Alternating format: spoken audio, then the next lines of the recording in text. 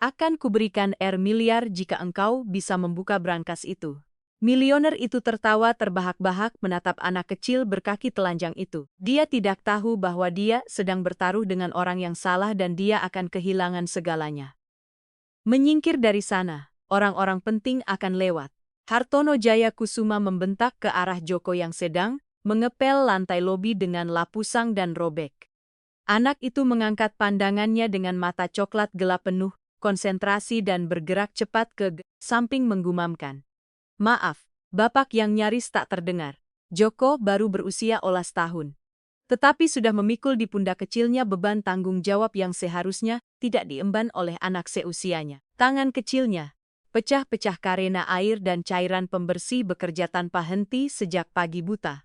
Lutut celana panjangnya menunjukkan tambalan jahitan tangan ibunya. Ratih yang menjahit setiap malam berusaha menjaga harga diri putranya meskipun kemiskinan melilit mereka. Hartono Jayakusuma adalah pemilik PT Raja Wali Agung, salah satu perusahaan terbesar di Jakarta. Pada usia palumba 5 tahun, ia telah membangun kerajaan berdasarkan real estate dan teknologi. Ia mengenakan jam tangan yang harganya lebih mahal dari mobil baru dan dasi impor yang bernilai sama dengan gaji bulanan salah satu karyawannya baginya. Orang-orang seperti Joko hanyalah bagian dari perabotan objek yang harus ada, tetapi tidak pernah terlihat. Dewi Hartono menelepon sekretarisnya saat ia memasuki kantor utama. Sudah berapa kali saya harus bilang kepada staf kebersihan agar tidak menghalangi saat saya datang? Dewi Satya berusia 32 tahun dan telah bekerja untuk Hartono selama 1 tahun. Dia telah belajar menghadapi temperamennya yang meledak-ledak dan komentarnya yang menyakitkan. Bapak Hartono, anak itu hanya melakukan pekerjaannya. Musik dia datang pukul 1 pagi untuk membersihkan sebelum karyawan lain tiba. Apa urusannya dengan saya? Hartono menjawab dengan nada meremehkan. Menjatuhkan tas kulitnya di atas meja. Saya tidak tertarik pada cerita hidupnya. Saya hanya ingin dia melakukan pekerjaannya, tanpa harus saya lihat. Yang Hartono tidak tahu adalah bahwa Joko bukanlah karyawan perusahaan kebersihan. Dia adalah putra Ratih yang memang bekerja di sana selama 3 tahun terakhir. Ratih berusia 15 tahun dan merupakan satu-satunya tulang punggung keluarga sejak Pak Bima. Suaminya mengalami kecelakaan yang membuatnya tidak mampu melakukan pekerjaan berat. Pak Bima sekarang menjual tisu dan air mineral di perempatan lampu merah. Penghasilannya hanya cukup untuk membeli obat-obatan. Joko menemani ibunya setiap pagi karena mereka tidak punya tempat untuk meninggalkannya. Sekolah harus dikesampingkan ketika biaya pengobatan ayahnya menghabiskan semua tabungan mereka. Tetapi anak itu tidak hanya duduk menunggu. Dia membantu ibunya dengan tugas-tugas kebersihan pond, mengangkat ember air, mengatur produk pembersih, menyapu koridor. Dilakukan dengan dedikasi yang bertentangan dengan usianya yang masih muda. Ibu bisik Joko ketika Ratih muncul dengan troli pembersih sias. Bapak itu marah lagi. Ratih melirik ke arah kantor Hartono dan menghela napas. Jangan khawatir nak. Kita hanya perlu melakukan pekerjaan kita dengan baik dan tidak mencari masalah. Mengapa dia memperlakukan kita seperti itu? Musik, kita tidak melakukan kesalahan apapun. Beberapa orang Joko belum belajar bahwa kita semua layak dihormati. Tetapi itu tidak berarti kita harus menjadi seperti mereka. Mengerti? Anak itu mengangguk meskipun di matanya ada kilatan sesuatu yang lain. Itu bukan dendam, melainkan tekad diam-diam yang Ratih kenali. Karena itu sama dengan tekadnya sendiri. Ketika dia memutuskan untuk tidak pernah menyerah meskipun keadaan sulit.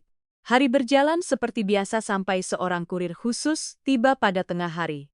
Dia membawa paket besar dan berat tersegel dengan beberapa gembok, pengaman dan label rahasia di mana-mana.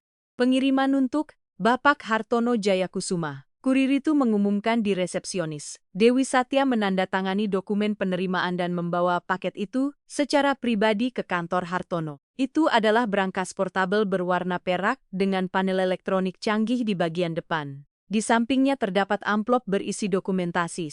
Apa-apaan ini? Tanya Hartono sambil membuka amplop. Ekspresinya berubah dari kebingungan menjadi sangat terkejut saat dia membaca. Menurut dokumen tersebut, brankas itu berisi obligasi atas unjuk senilai miliar. Itu adalah bagian dari warisan tak terduga dari seorang paman jauh yang telah meninggal tanpa meninggalkan surat wasiat khusus. Hartono telah dilacak sebagai salah satu ahli waris yang mungkin. Tetapi ada syarat yang aneh. Brankas itu memiliki mekanisme keamanan yang unik. Ia memerlukan pemecahan serangkaian teka-teki matematika dan logika untuk membukanya tanpa kata sandi digital atau kombinasi tradisional. Jika ada yang mencoba membukanya secara paksa, brankas itu akan meledak sendiri bersama isinya. Tantangan ini disengaja desain dari paman eksentrik yang percaya bahwa hanya seseorang yang benar-benar cerdas yang pantas menerima warisan itu. Ini konyol. Gumam Hartono sambil memeriksa panel. Ada angka, simbol matematika, dan apa yang tampak seperti persamaan kompleks yang berubah. Setiap kali dia menyentuh tombol, dia memanggil tim eksekutifnya. 3 pria tiba dengan cepat.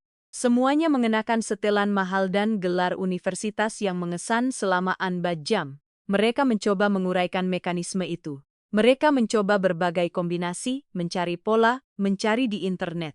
Tidak ada yang berhasil. Pasti ada caranya. Hartono berkata berulang kali, memukul meja dengan frustrasi. Miliar rupiah tidak mungkin terkunci di sana tanpa cara untuk mengeluarkannya, Bapak. Salah satu eksekutif menyarankan, mengapa kita tidak memanggil ahli brankas? Sudah saya coba, jawab Hartono. Pabrikan mengatakan itu adalah model yang dibuat khusus satu-satunya di dunia. Mereka tidak memiliki alat untuk membukanya tanpa menghancurkannya. Berita itu menyebar ke seluruh gedung seperti api. Karyawan dari semua departemen berkomentar tentang brankas misterius dan kekayaan yang dikandungnya. Beberapa mendekati kantor Hartono secara diam-diam menawarkan ide-ide yang langsung ditolak. Kalian pikir saya bodoh? Dia membentak mereka. Saya sudah mencoba semua opsi dasar itu. Ini membutuhkan sesuatu yang lebih dari sekadar matematika sederhana. Sementara itu, Joko telah mendengar sebagian percakapan saat dia membersihkan koridor dekat kantor. Rasa ingin tahu alaminya mendorongnya untuk mendekat sedikit ketika Hartono keluar sebentar untuk mengambil kopi. Melalui pintu yang sedikit terbuka, dia bisa melihat brankas itu di atas meja.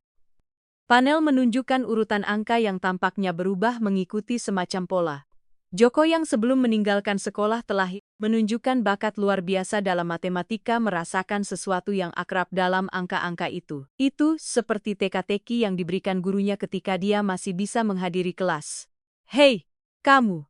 Sebuah suara membuatnya terkejut. Itu adalah salah satu eksekutif yang melihat anak itu mengintip ke dalam. Apa yang kamu lakukan berdiri di sana? Apa kamu tidak punya pekerjaan? Maaf, Bapak. Joko menjawab, menundukkan pandangannya dan menjauh dengan cepat, memegang lap di tangannya. Tetapi, pikirannya terus memproses apa yang telah dilihatnya. Bilangan prima, deret Fibonacci, mungkin sesuatu yang berhubungan dengan geometri. Otaknya bekerja secara otomatis pada masalah itu.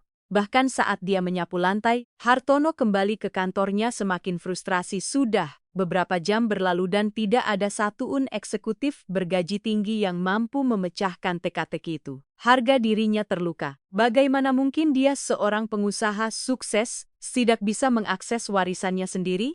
Musik ini memalukan. Gerutunya sementara karyawannya memperhatikan dalam diam. Kalian semua dengan gelar master dan diploma kalian, dan tidak ada satupun yang berguna untuk memecahkan teka-teki sederhana. Dewi Satya yang telah memperhatikan semuanya dari mejanya memberanikan diri untuk menyarankan. Bapak Hartono, mungkin kita harus istirahat sebentar. Kadang-kadang solusi datang ketika kita berhenti memaksakannya. Istirahat. Hartono menatapnya dengan rasa tak percaya. Miliar rupiah ada di dalamnya dan kamu menyarankan saya untuk istirahat. Frustrasinya mencapai titik kritis ketika eksekutif terakhir mengakui benar-benar bingung. Hartono dalam, ledakan kemarahan bercampur keputusasaan, membuat keputusan yang akan mengubah segalanya. Dia keluar dari kantornya dan berjalan ke area umum tempat beberapa karyawan telah berkumpul membicarakan situasi tersebut. Kehadirannya membuat semua orang segera terdiam. Dengarkan semua. Katanya dengan suara nyaring dan jelas memastikan setiap orang di lantai itu bisa mendengarnya. Saya punya brankas di kantor saya yang berisi miliar. Tidak ada satuun eksekutif saya yang bisa membukanya. Jadi inilah tawaran saya. Dia berhenti sejenak, menikmati perhatian penuh yang dia dapatkan. Saya akan memberikan juta kepada siapapun yang bisa membukanya. Juta uang tunai. Reaksi itu langsung. Karyawan mulai bergumam penuh semangat. Beberapa sudah merencanakan bagaimana mereka akan menghabiskan uang itu. Hartono tersenyum puas, berpikir bahwa dia telah menemukan solusi yang sempurna. Tetapi kemudian dia melihat Joko berdiri di sudut dengan lap di tangannya, memperhatikan semuanya dalam diam. Dan dalam momen kesombongan mutlak itu, Hartono memutuskan untuk mengubah tawarannya menjadi tontonan yang kejam. Bahkan katanya, musik meninggikan suaranya lebih jauh, saya memperluas tawaran ini. Jika bahkan anak ini bisa membukanya, dia menunjuk langsung ke Joko. Saya akan memberinya miliar, yang miliar penuh. Kantor itu pecah dalam tawa. Jelas bahwa Hartono sedang membuat lelucon yang kejam mengolok-olok ide bahwa seorang anak miskin dan kotor bisa mencapai apa yang tidak bisa dilakukan oleh eksekutif terpelajar. Bayangkan, lanjut Hartono menikmati tawa itu. Seorang anak tukang bersih-bersih memecahkan apa yang tidak bisa dipecahkan oleh para matematikawan, ini akan menjadi lelucon abad ini. Ratih yang telah mendengar semuanya dari tempatnya membersihkan jendela merasakan hatinya mencelos. Dia ingin lari ke putranya, melindunginya dari penghinaan publik itu. Tetapi Joko menatapnya dan memberinya anggukan, seolah berkata dia baik-baik saja. Bapak Joko berbicara dengan suara yang jelas tetapi penuh hormat, mengejutkan semua orang. Apa Bapak serius? Hartono menatapnya dengan campuran hiburan dan cemoohan. Tentu saja saya serius, nak. Jika kamu bisa membuka brankas itu, saya akan memberikan semua yang ada di dalamnya. Miliar. Dan jika saya tidak bisa, maka kamu terus membersihkan lantai sebagaimana mestinya. Hartono menjawab dengan senyum kejam. Kamu terima taruhan ini? Joko menatap ibunya yang berlinang air mata tetapi mengangguk nyaris tak terlihat. Anak itu tahu bahwa ini bisa menjadi penghinaan terbesar dalam hidupnya. Tetapi dia juga tahu sesuatu yang tidak diketahui orang lain di ruangan itu. Dia telah melihat pola dalam angka-angka itu dan dia yakin bisa menyelesaikannya. Kata Joko dengan suara tegas. Kantor itu meledak dalam campuran tawa dan komentar menjejek. Karyawan mengeluarkan ponsel mereka untuk merekam apa yang mereka yakini akan menjadi momen memalukan untuk dikenang. Hartono praktis tertawa di depan wajah anak itu. Sempurna musik serunya. Saya akan menikmati ini. Dewi bawa anak ini ke kantor saya. Mari kita saksikan tontonan ini. Sementara Joko berjalan menuju kantor, tangan kecilnya meremas lap yang telah digunakannya. Jantungnya berdebar kencang, tetapi bukan karena takut. Itu adalah kegembiraan bercampur tekad. Dia telah menghabiskan begitu banyak waktu menjadi tidak terlihat. Diperlakukan seolah-olah dia tidak penting. Sekarang dia memiliki kesempatan untuk membuktikan bahwa kecerdasan tidak ada hubungannya dengan uang yang Anda miliki atau pakaian yang Anda kenakan. Musik Hartono tidak tahu bahwa dia akan menerima pelajaran paling mahal dan memalukan sepanjang hidupnya. Bahwa anak kecil berkaki telanjang yang dia hina akan mengubah segalanya. Taruhan telah dibuat dan tidak ada yang akan sama lagi. Kantor Hartono telah berubah menjadi sirkus. Karyawan berkerumun di pintu, menjulurkan leher untuk melihat lebih baik. Sementara yang lain, merekam dengan ponsel mereka dari berbagai sudut. Adegan itu sangat absurd sehingga tidak ada yang mau melewatkannya. Seorang anak laki-laki berkaki telanjang dengan pakaian tambalan menghadapi brankas berteknologi tinggi yang telah mengalahkan eksekutif dengan gelar universitas. Beri ruang pada si jenius, kata Hartono dengan sarkasme, membuat gerakan berlebihan agar Joko mendekati meja. Kita tidak ingin dia terganggu saat dia melakukan sihirnya. Tawa memenuhi ruangan. Joko berjalan perlahan, merasakan beban semua tatapan itu tertuju padanya. Dewi memperhatikan dari mejanya dengan ekspresi yang bercampur rasa iba dan penasaran. Ratih tetap berada di koridor. Tidak bisa masuk, tetapi juga tidak bisa menjauh. Nah, Tuan Guru, lanjut. Hartono melipat tangan sambil bersandar di kursi. Kamu punya banyak waktu, meskipun saya kira membersihkan lantai tidak memberimu banyak pengalaman dengan teknologi canggih. Joko berdiri di depan brankas, mengabaikan komentar itu. Matanya terpaku pada panel elektronik. Angka-angka menari di layar, du 1, selas tralas pala. Itu persis seperti yang dia pikirkan. Urutan bilangan prima tetapi tidak berakhir di sana. Sudah menyerah? Tanya salah satu eksekutif dari. Tidak ada rasa malu untuk mengakui bahwa ini terlalu sulit untukmu. Joko tidak menjawab. Jari kecilnya masih dengan bekas kotoran di bawah kukunya. Meskipun dia sudah mencuci tangan, menyentuh layar dengan lembut, angka-angka berubah. Mikwa Palokotontutlas Fibonacci. Mantan guru matematikanya, Pak Guru Irawan telah mengajarinya urutan itu ketika dia masih sekolah. Dia hanya menekan tombol secara acak. Musik seseorang mengejek ini akan berakhir buruk. Tapi Dewi yang memiliki pandangan lebih baik ke panel memperhatikan sesuatu yang berbeda. Anak itu tidak menekan tombol secara acak. Gerakannya disengaja, diperhitungkan ada pola dalam apa yang dia lakukan. Hartono juga mulai menyadarinya. Senyum mengejeknya sedikit memudar ketika dia melihat konsentrasi mutlak di wajah Joko. Itu bukanlah ekspresi seseorang yang bingung dan tersesat. Itu adalah ekspresi seseorang yang memecahkan masalah yang dia pahami. Tunggu sebentar. Hartono mengkondongkan tubuh ke depan. Kamu benar-benar tahu apa yang kamu lakukan? Joko tidak menjawab, matanya bergerak di antara bagian-bagian panel yang berbeda. Mengidentifikasi pola yang saling terkait.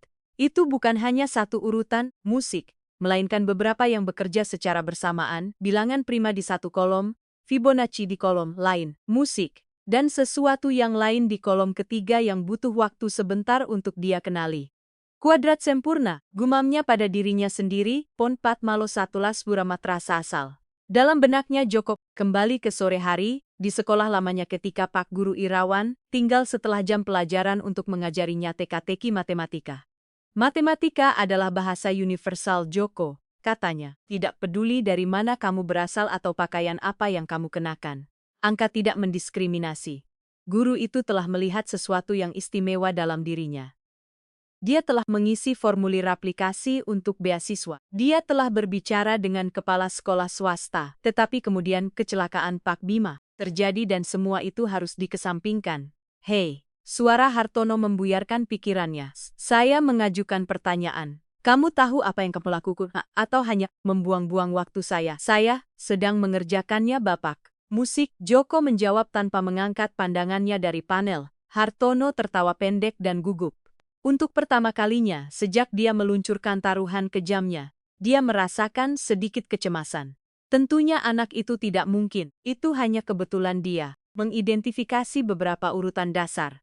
Joko menekan serangkaian angka dalam urutan tertentu.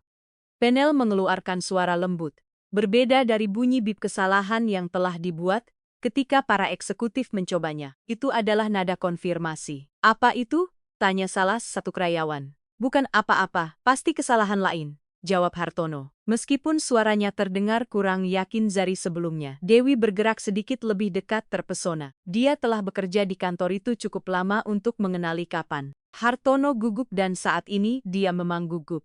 Kakinya mengetuk lantai berulang kali. Kebiasaan yang muncul hanya ketika sesuatu membuatnya cemas. Joko terus bekerja. Panel sekarang menunjukkan lapisan kompleksitas baru, simbol geometris. Segitiga lingkaran persegi masing-masing dengan angka di dalamnya.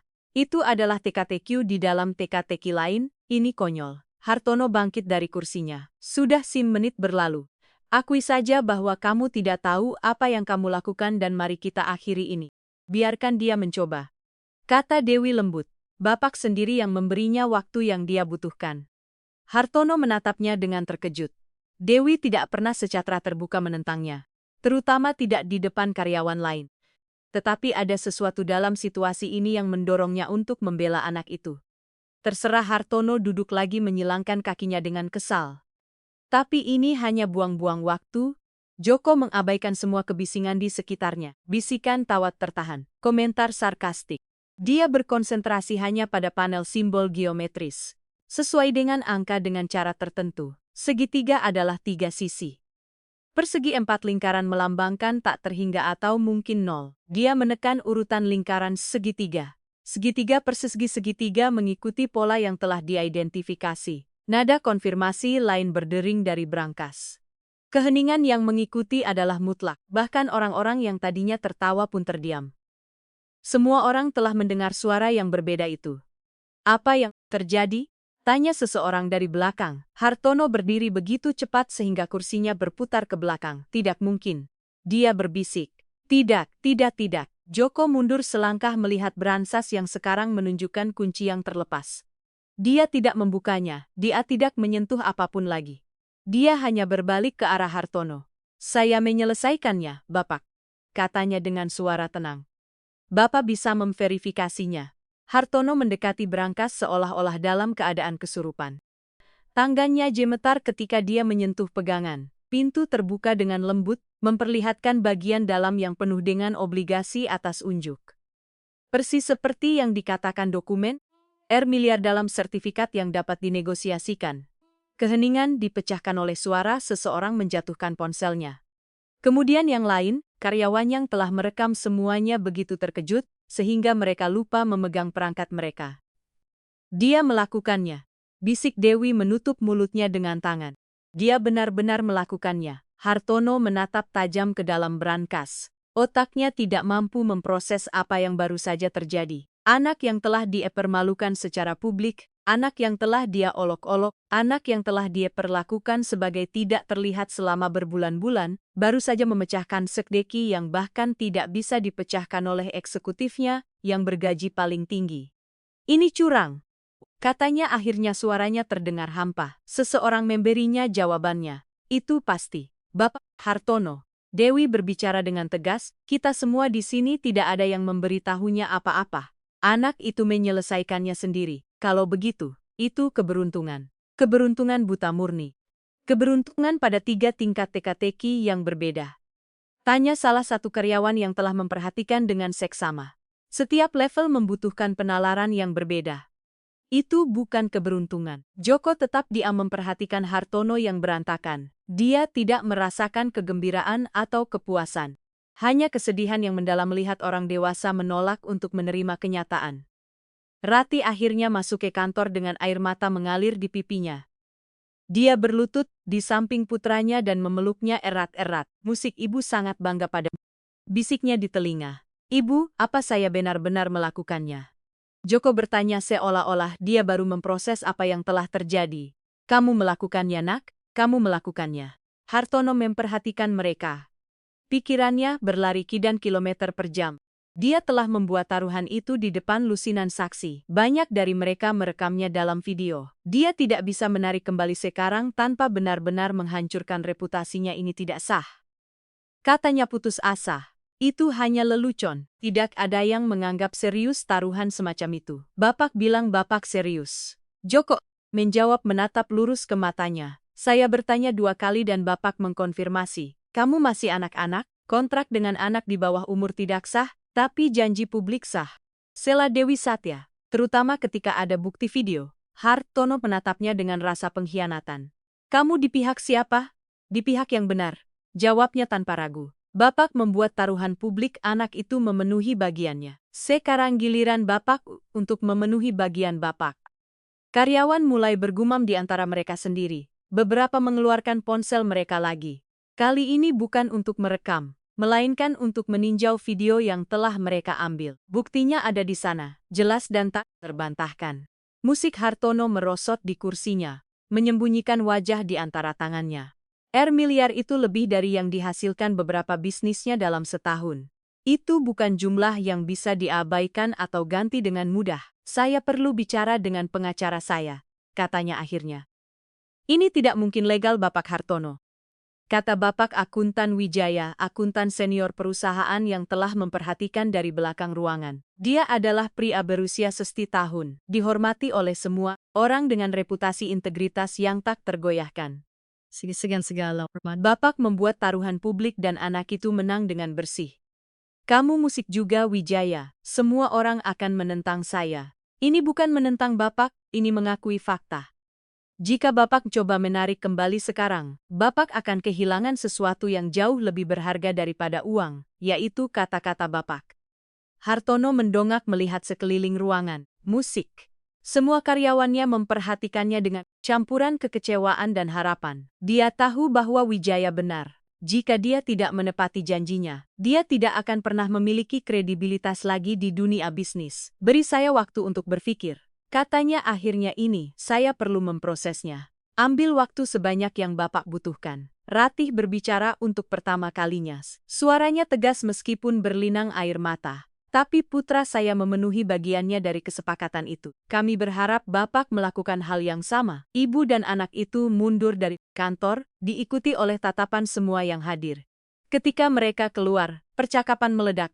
Musik karyawan memperdebatkan apa yang baru saja terjadi, tentang implikasinya, tentang betapa luar biasanya menyaksikan momen itu. Musik Dewi mendekati Hartono yang tetap tak bergerak di kursinya. Bapak perlu membuat keputusan segeras. Ini sudah dibagikan di media sosial. Apa? Beberapa karyawan mengunggah videonya. Sudah ada jutaan tayangan.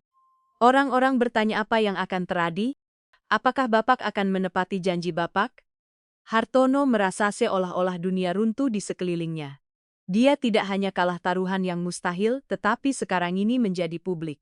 Jutaan orang mengawasinya, menunggu untuk melihat pria macam apa dia sebenarnya. Bapak Wijaya tetap tinggal setelah yang lain pergi. Hartono, katanya menggunakan nama depannya untuk pertama kalinya dalam beberapa tahun. Saya kenal anak itu dan ibunya. Mereka sudah lama bekerja di sini. Mereka orang baik yang telah melalui situasi yang sangat sulit. Lalu kenapa itu penting? Karena kamu punya kesempatan untuk melakukan sesuatu yang luar biasa. Tidak hanya menepati janji tetapi mengubah hidup. Atau kamu bisa menjadi pria yang mempermalukan seorang anak dan kemudian menolak apa yang dia menangkan dengan jujur. Hartono tidak menjawab. Musik dia tetap duduk di kantornya yang kosong, menatap brankas yang terbuka. Memproses bahwa seorang anak berusia 11 tahun baru saja memberinya pelajaran paling memalukan dalam hidupnya. Di luar di koridor, Joko memeluk ibunya saat dia menangis karena campuran kebanggaan, ketakutan, dan harapan. Taruhan telah dimenangkan tetapi ujian yang sebenarnya baru saja dimulai. Malam telah tiba di kota ketika Ratih dan Joko akhirnya tiba di rumah petak kecil mereka di pinggiran kota. Perjalanan dengan bus terasa hening. Musik keduanya masih memproses apa yang telah terjadi. Udara malam yang segar kontras dengan panas yang menyesakan yang dirasakan Joko di kantor yang penuh dengan tatapan itu.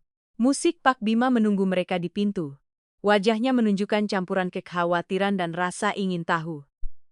Dia bersandar pada tongkatnya. Kaki kanannya nyaris tidak menopang berat badannya. Apa yang terjadi? Saya menerima pesan bahwa ada video Joko di internet.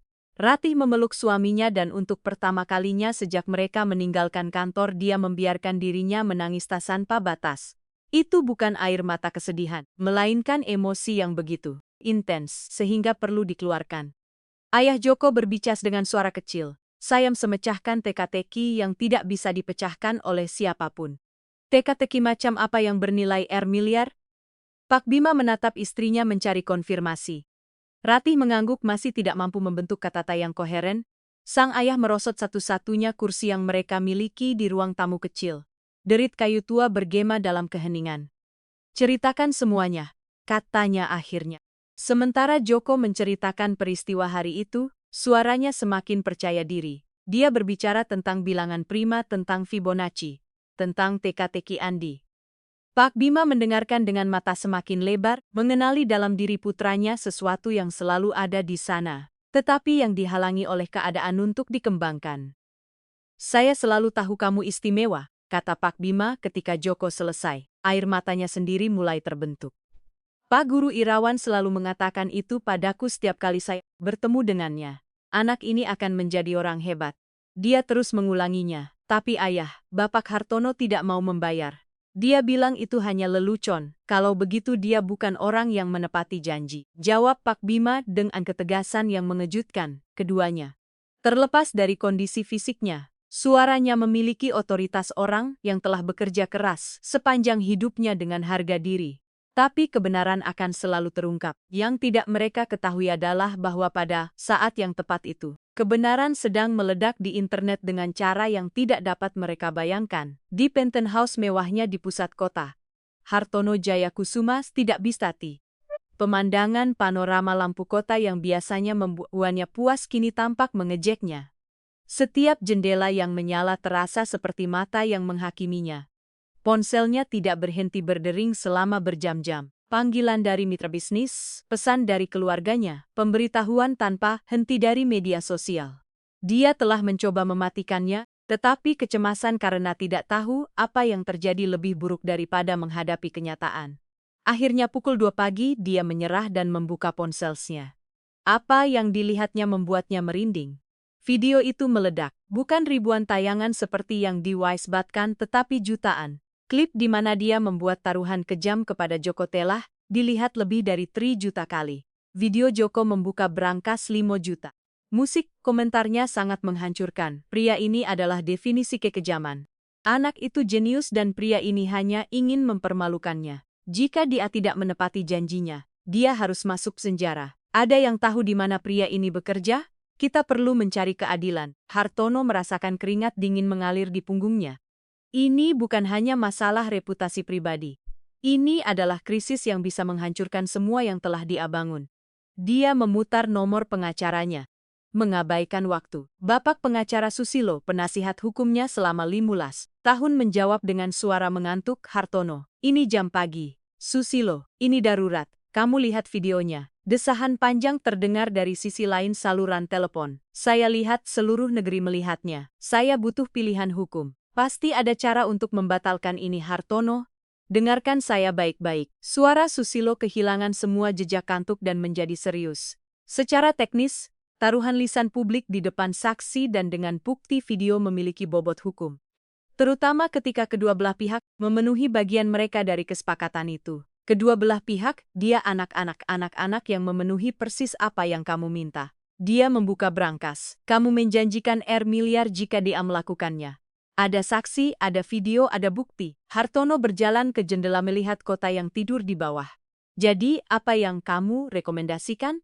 Sebagai pengacaramu, saya katakan membayar adalah pilihan yang paling tidak merusak. Sebagai temanmu, saya katakan itu adalah hal yang benar untuk dilakukan.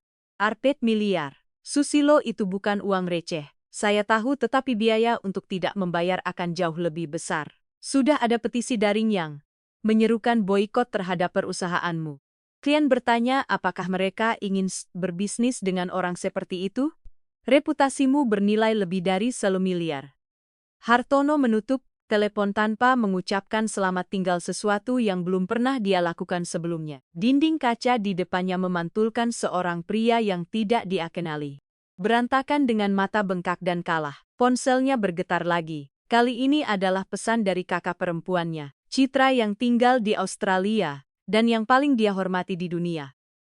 Hartono, saya baru saja melihat videonya. Kamu berubah menjadi apa? Ibu akan malu. Frasa itu memukulnya lebih keras daripada komentar internet manapun. Ibunya telah meninggal tahun yang lalu. Seorang wanita sederhana yang telah membersihkan rumah untuk membayar pendidikannya. Dia sama seperti Ratih, pekerja keras, bermartabat, berkorban. Untuk pertama kalinya dalam beberapa tahun, Hartono Jayakusuma menangis saat fajar keesokan harinya. Kota bangun dengan cerita itu di setiap berita utama. Milioner permalukan anak jenius dan menolak bayar. Joko, anak 11 tahun yang pecahkan. Hal mustahil, keadilan untuk Joko. Jutaan orang menuntut pengusaha tepati janji. Di sekolah tempat Joko pernah belajar, Pak Guru Irawan tiba lebih awal seperti biasa.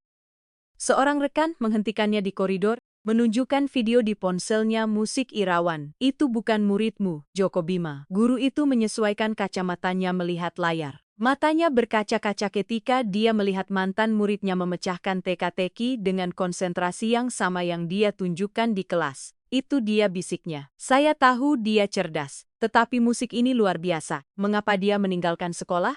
Bakat seperti itu. Masalah keluarga. Ayahnya mengalami kecelakaan, mereka butuh uang. Saya mencoba mendapatkan beasiswa untuknya, tetapi prosesnya lambat dan kebutuhan mendesak. Musik guru itu duduk di mejanya. Sebuah ide terbentuk dalam benaknya. Dia mengambil ponselnya dan mulai menelepon. Jika pengusaha itu tidak akan melakukan hal yang benar, dia akan memastikan bahwa Joko menerima peluang yang pantas dia dapatkan dari cara lain. Di PT Raja Wali Agung, suasana tegang sejak karyawan pertama tiba. Dewi Satya adalah salah satu yang pertama masuk menemukan kerumunan wartawan di pintu gedung. Benarkah bos Anda? Mempermalukan seorang anak, apakah dia akan menepati janjinya? Di mana Bapak Hartono? Dia berjalan di antara kamera tanpa berkomentar, tetapi jantungnya berdebar kencang. Dia belum pernah melihat yang seperti ini. Resepsionis gedung tampak seperti zona perang media. Bapak Wijaya sudah berada di kantornya ketika dia tiba. Akuntan itu tampak lelah, seolah-olah dia juga tidak tidur. Dewi, ini sudah tidak terkontrol, katanya basa-basi. Saya baru saja menerima panggilan dari 3 klien penting yang bertanya apakah mereka harus membatalkan kontrak. Serius? Citra perusahaan benar-benar dalam krisis total dan semua karena kesombongan satu orang. Menurutmu dia akan membayar? Bapak Wijaya menghela napas dalam-dalam. Saya kenal Hartono selama tahun. Dia sombong, keras kepala, kadang-kadang kejam tetapi dia tidak bodoh. Dia pada akhirnya akan melihat bahwa dia tidak punya pilihan. Pukul mengolo pagi, Hartono tiba di gedung mengenakan kacamata hitam dan topi, mencoba untuk tidak terlihat. Itu tidak berhasil. Para wartawan segera mengkepungnya. Bapak Hartono, apakah Anda akan menepati janji Anda? Apa yang Anda katakan kepada orang-orang yang menyerukan boikot terhadap perusahaan Anda? Apakah Anda menyesal telah mempermalukan Joko? Hartono mendorong jalannya ke dalam tanpa menjawab. Suara kilatan kamera bergema seperti tembakan di telinganya. Jantungnya berdenyut begitu keras sehingga dia bisa merasakannya di pelipisnya. Ketika dia sampai di kantornya, dia menemukan Bapak Wijaya menunggunya. Kita harus bicara sekarang. Hartono melepas kacamatanya, memperlihatkan mata merah dan bengkak. Wijaya, tolong jangan mulai. 3 klien membatalkan pagi ini. 5 klien lain sedang mengevaluasi kembali hubungan bisnis mereka dengan kita. Saham anak perusahaan kita jatuh. Karyawan takut kehilangan pekerjaan mereka. Kenapa? Ini taruhan pribadi, tidak ada hubungannya dengan perusahaan. Ini ada hubungannya dengan perusahaan ketika CEO-nya adalah wajah perusahaan itu. Bapak Wijaya menjatuhkan sebuah folder di atas meja. Ini adalah proyeksi dari Departemen Hubungan Masyarakat kita. Jika kamu tidak menyelesaikan ini dalam parabol tajam, kita bisa kehilangan hingga 30% dari basis klien kita. Hartono membuka folder. Tangannya gemetar. Angka-angkanya menakutkan. Lebih buruk daripada krisis keuangan apapun yang pernah dia hadapi. Ada lagi. Lanjut Wijaya. Saya menerima telepon dari Serikat Pekerja. Mereka mempertimbangkan mogok kerja sebagai solidaritas untuk Joko. Mereka bilang jika kamu memperlakukan seorang anak seperti itu, bagaimana kamu memperlakukan karyawamu? Ini konyol. Dunia sudah gila. Tidak Hartono. Dunia bereaksi terhadap ketidakadilan yang jelas. Kamu mempermalukan seorang anak yang rentan secara publik. Kamu mempertaruhkan sesuatu yang tidak ingin kamu hilangkan dan sekarang kamu menolak untuk menepati janjimu. Orang-orang tidak bodoh. Hartono merosot di kursinya melihat brankas yang masih terbuka di atas mejanya. Obligasi atas unjuk sialan itu bersinar di bawah cahaya pagi. Kamu tahu apa yang terburuk? Tanya Bapak Wijaya. Suaranya melunak. Bahwa anak itu dengan semua alasan di dunia untuk membencimu. Tidak memberikan wawancara, tidak berbicara buruk tentangmu. Dia hanya menunggu kamu menepati janjimu. Sementara itu, di rumah petak kecil keluarga Bima, ada juga wartawan berkemah di luar. Tetapi Ratih menolak dengan tegas untuk membiarkan Joko berbicara dengan mereka. Ini bukan sirkus, katanya dengan tegas ketika seorang reporter mengetuk pintu. Putra saya adalah anak-anak, bukan tontonan. Ponsel Ratih juga tidak berhenti berdering. Panggilan dari acara televisi ingin mewawancarai Joko. Pengacara menawarkan perwakilan gratis. Bahkan produser Hollywood bertanya tentang hak cerita. Saya tidak tahu harus berbuat apa. Ratih mengaku kepada Pak Bima saat Joko tidur di kamar kecilnya. Isti semua terlalu banyak. Mari kita jaga agar tetap sederhana. Jawab Pak Bima sambil membelai tangan istrinya. Hartono membuat janji dia memenuhinya atau tidak. Yang lainnya hanyalah kebisingan. Ketukan berbeda di pintu mengejutkan mereka. Itu bukan ketukan agresif para wartawan, melainkan sesuatu yang lebih lembut, hampir malu-malu. Pak Bima membukanya dan menemukan Pak Guru Irawan berdiri di sana, dengan sebuah di bawah lengannya. Pak Guru, Ratih mendekat dengan terkejut. Apa yang Anda lakukan di sini? Saya datang untuk membicarakan masa depan Joko. Guru itu masuk ketika mereka mengundangnya. Saya melihat videonya. Saya melihat apa yang bisa dilakukan murid saya. Mereka duduk di meja dapur kecil. Satu-satunya permukaan datar yang mereka miliki di rumah petak itu. Irawan membuka mapnya. Saya menghubungi 5 institusi pendidikan swasta. 3 universitas juga. Semua bersedia menawarkan beasiswa penuh kepada Joko jika dia kembali ke sekolah. Ratih menutup mulutnya dengan tangan. Air mata langsung mengalir, tapi ada lagi. lanjut Irawan. Institut Teknologi Nasional ingin mengevaluasinya. Mereka pikir dia bisa memenuhi syarat untuk program khusus siswa berbakat. Siswa berbakat ulang Pak Bima. Anak-anak dengan kemampuan kognitif luar biasa, matematika, sains, logika. Joko memiliki profil yang sempurna. Dia bisa menerima pendidikan lanjutan, bimbingan dari profesor universitas, akses ke sumber daya yang biasanya hanya dimiliki oleh mahasiswa pasca sarjana. Tapi itu membutuhkan uang, kata Ratih. Harapannya mulai memudar. Kita tidak mampu. Beasiswa mencakup semuanya. Biaya kuliah, materi, bahkan transportasi dan makanan. Musik dan jika Bapak Hartono menepati janjinya, Irawan membiarkan kalimat itu menggantung. Jika dia menepati janjinya, Pak Bima mengulangi dengan getir. Itu masalahnya, bukan? Joko muncul di pintu kamarnya, terbangun oleh suara-suara itu. Ketika dia melihat Pak Guru Irawan, matanya berbinar dengan cara yang tidak dilihat Ratih selama bertahun-tahun. Pak Guru Joko nak, saya sangat bangga padamu. Irawan bangkit dan memeluk mantan muridnya. Kamu membuktikan persis apa yang selalu saya tahu bahwa pikiranmu brilian. Apa Bab benar-benar berpikir begitu? Saya tahu dan saya buskan satu-satunya. Ada banyak orang yang ingin membantumu mengembangkan bakatmu. Untuk pertama kalinya sejak taruhan itu, Joko tersenyum tulus. Pukul 3 sore, Hartono mengadakan pertemuan darurat dengan semua kepala departemen. Ruang konferensi penuh, udara terasa sesak dengan ketegangan dan rumor. Bapak dan Ibu Hartono memulai. Suaranya terdengar lelah. Anda semua tahu situasinya. Saya perlu tahu dampak nyata pada operasi kita. Kepala Sumber Daya Manusia berbicara terlebih dahulu. Bapak, kami menerima uang pengunduran diri hanya pagi ini. Karyawan mengatakan mereka tidak ingin bekerja untuk seseorang yang memperlakukan anak-anak seperti itu. Kepala penjualan melanjutkan, kami kehilangan kontrak dengan distributor abadi miliar per tahun. Mereka bilang mereka tidak bisa bermitra dengan citra kita saat ini. Direktur pemasaran menambahkan, musik media sosial melawan kita. Seperti keadilan untuk Joko dan Hartono yang kejam, menjadi tren nasional. Beberapa merek menghapus produk kita dari katalog mereka. Setiap laporan terasa seperti pukulan fisik bagi Hartono. Dia mengamati wajah-wajah di sekitar meja. Beberapa menunjukkan kepuasan yang nyaris tidak disembunyikan, yang lain kekhawatiran yang tulus. Tidak ada yang menunjukkan rasa hormat yang biasa mereka berikan padanya. Dewi Satya yang telah mencatat dalam diam akhirnya berbicara. Bapak Hartono, dengan segala hormat ada solusi yang jelas untuk semua ini. Apa? Tepati janji Bapak secara publik dengan kerendahan hati. Ubah ini menjadi kisah penebusan daripada kisah kekejaman. Hartono mentatapnya lama. Kamu menyuruhku mempermalukan diri sendiri di depan umum. Saya menyuruh Bapak melakukan hal yang benar. Jawab Dewi tanpa menundukkan pandangan. Harga diri tidak sebanding dengan apa yang Bapak hilangkan. Bapak Wijaya berdiri. Hartono, saya akan mengatakan sesuatu yang mungkin tidak ada orang lain yang berani katakan. Ibumu membersihkan rumah agar kamu bisa belajar. Dia bekerja berlutut mencuci lantai, agar kamu bisa mengenakan dasi. Musik dan sekarang kamu meremehkan seorang wanita yang melakukan hal yang sama persis untuk putranya. Keheningan di ruangan itu mutlak, tidak ada yang berani bernapas.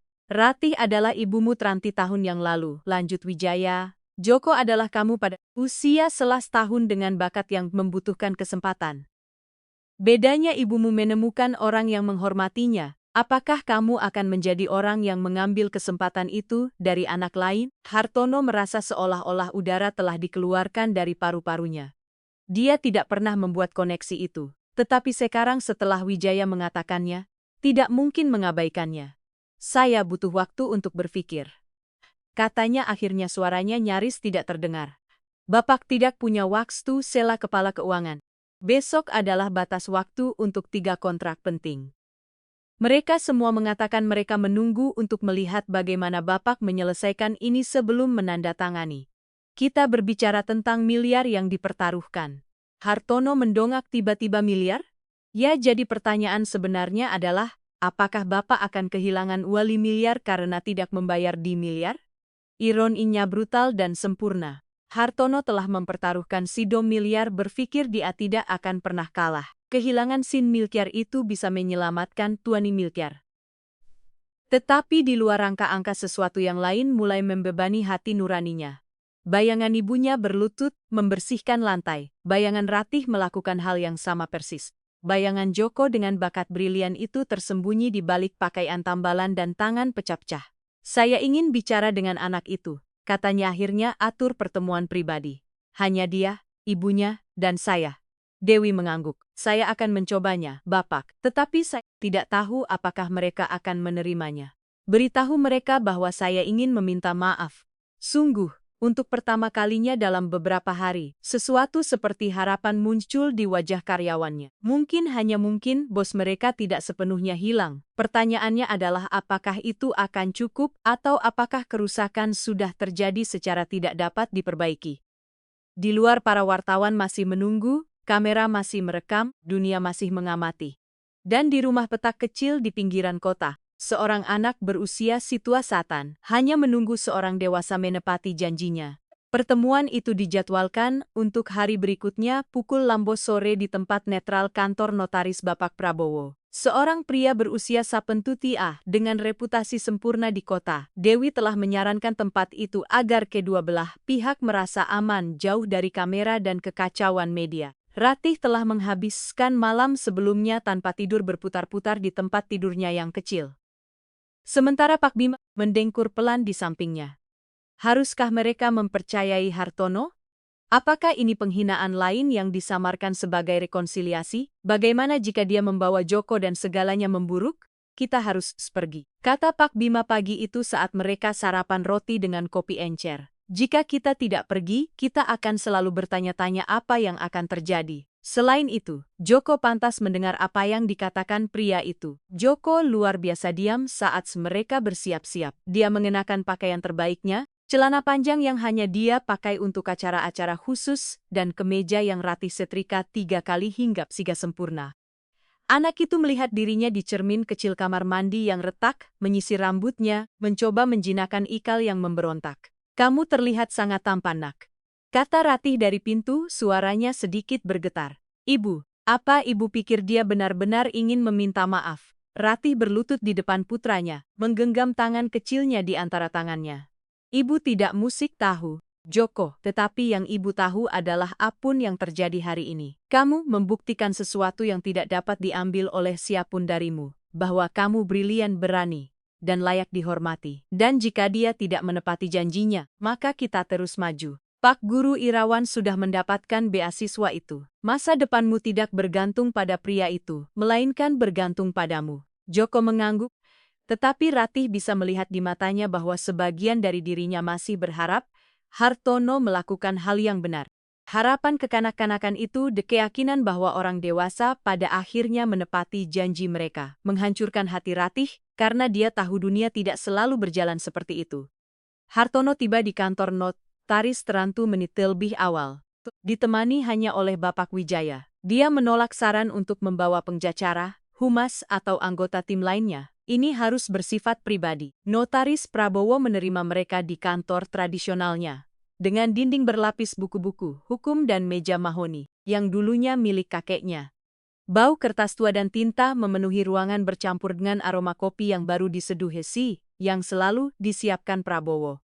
Bapak Hartono, notaris menyambutnya dengan kesopanan profesional, tetapi tanpa kehangatan. Saya harap pertemuan ini akan produktif. Itu juga harapan saya, jawab Hartono. Suaranya terdengar lebih rendah hati daripada yang pernah didengar Bapak Wijaya.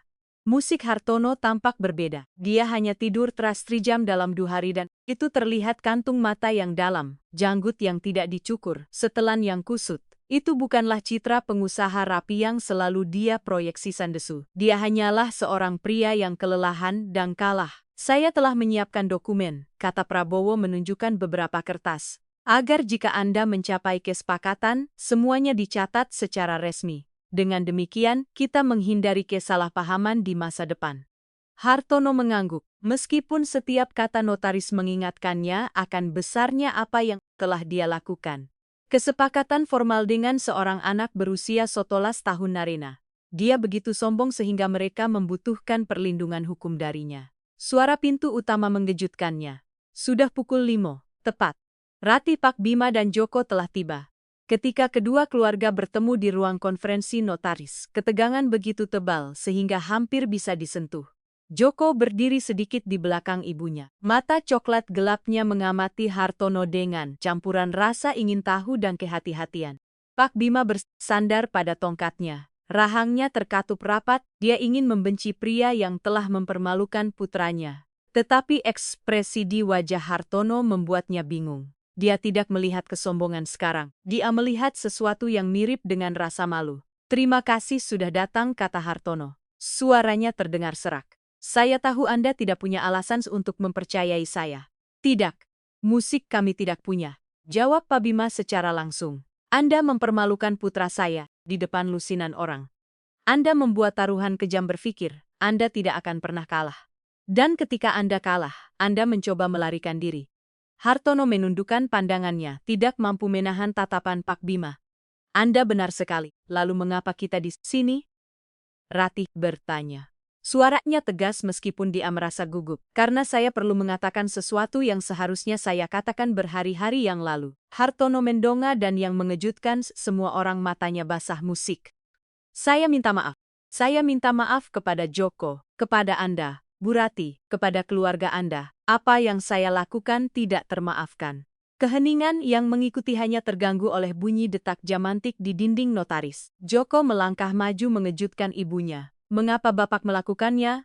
Mengapa Bapak begitu jahat kepada saya?" Pertanyaan itu yang diajukan dengan kejujuran brutal seorang anak menghantam Hartono lebih keras daripada tuduhan orang dewasa manun. "Karena saya adalah pria yang lupa dari mana saya berasal," jawab Hartono. Suaranya tercekat. "Ibu saya membersihkan rumah Joko, persis seperti ibumu. Dia bekerja berlutut mencuci lantai agar saya bisa memakai dasi, musik dan di suatu saat ketika saya sukses, saya melupakan semua itu. Saya mulai melihat orang-orang seperti ibumu, seolah-olah mereka kurang penting. Seolah-olah pekerjaan mereka mendefinisikan nilai mereka." Ratih merasakan air mata terbentuk di matanya. Dia tidak pernah menyangka akan mendengar kata-kata itu. "Ketika saya melihatmu hari itu," lanjut Hartono berbicara langsung kepada Joko, "saya hanya melihat seorang anak yang menghalangi jalan. Saya tidak melihat seseorang dengan mimpi, dengan bakat, dengan keluarga yang mencintainya. Dan itu mengatakan sesuatu yang mengerikan tentang siapa saya telah menjadi." "Dan sekarang," tanya Joko, "sekarang Bapak melihat saya?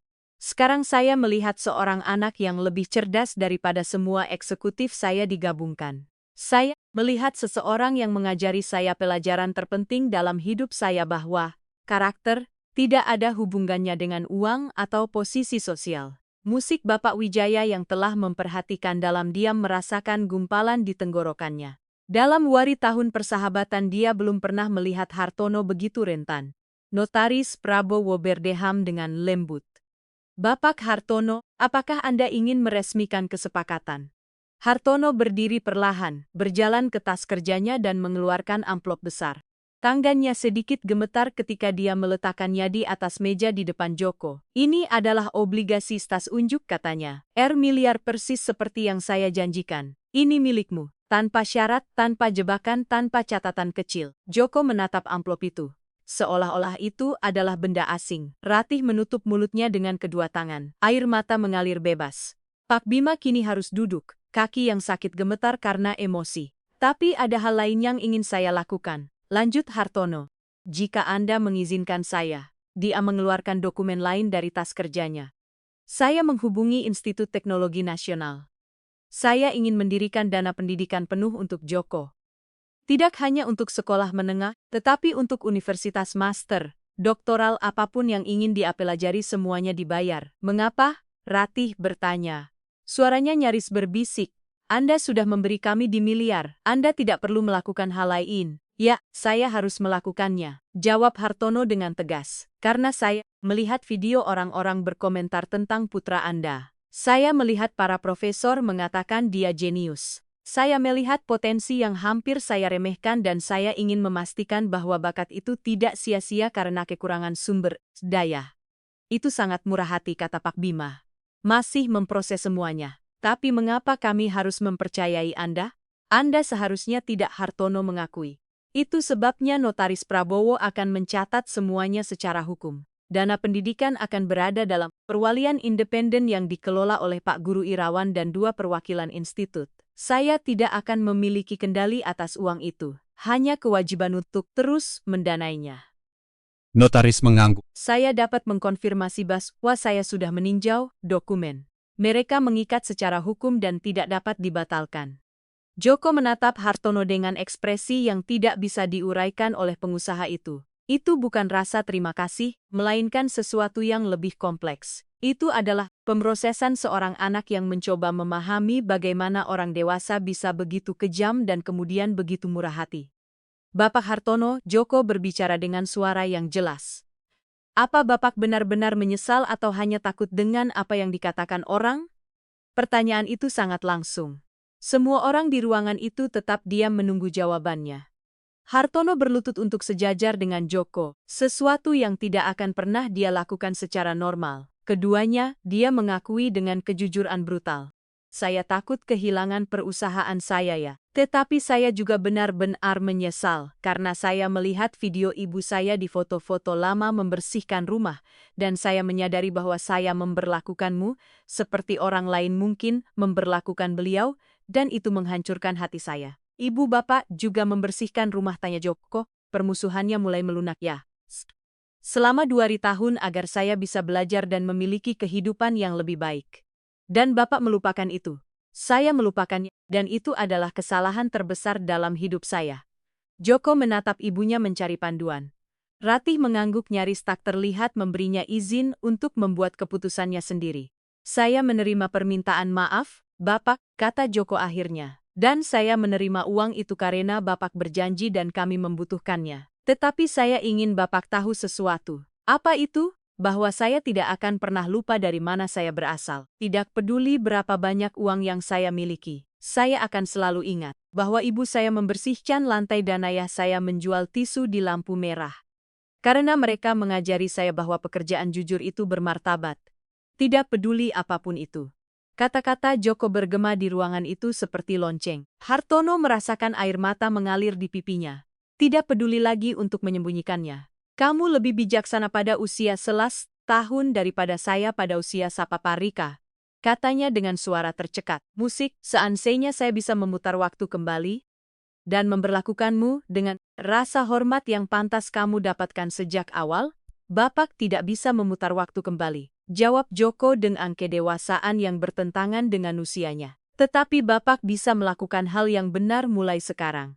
Ratih akhirnya mendekati meja, mengambil amplop itu dengan tangan gemetar. Di dalamnya ada obligasi, masing-masing bersertifikat dan divalidasi. Miliar lebih banyak uang daripada yang pernah mereka lihat sepanjang hidup mereka digabungkan. Ini akan mengubah hidup kita, gumamnya. Nyaris tidak percaya bahwa itu nyata. Itu sudah mengubahnya. Musik Bapak Wijaya berbicara untuk pertama kalinya. Itu mengubah segalanya untuk semua orang yang hadir. Notaris Prabowo mulai menyiapkan dokumen akhir. Ada kontrak yang harus ditandatangani, sertifikasi yang harus divalidasi, stempels yang harus dibubuhkan. Prosesnya memakan waktu hampir jam di mana kedua keluarga tetap berada di ruangan itu. Udara berangsur-angsur mereda dari ketegangan. Bu Ratih Hartono berbicara saat mereka menunggu notaris selesai. Saya ingin menawarkan Anda sesuatu yang lain. Ratih menatapnya dengan rasa tidak percaya yang pulih. Pekerjaan nyata di perusahaan saya bukan di bagian kebersihan, tetapi di sumber daya manusia sebagai penasihat kesejahteraan karyawan. Seseorang yang memastikan bahwa para pekerja diperlakukan dengan bermartabat. Ratih berkedip bingung. Tapi saya tidak punya pendidikan untuk itu. Anda memiliki sesuatu yang lebih baik dari pendidikan pun pengalaman. Anda tahu bagaimana rasanya menjadi tidak terlihat diremehkan. Itu membuat Anda sempurna untuk posisi itu dan kami akan membayar untuk pelatihan apapun yang Anda butuhkan. Pak Bima meremas tangan istrinya.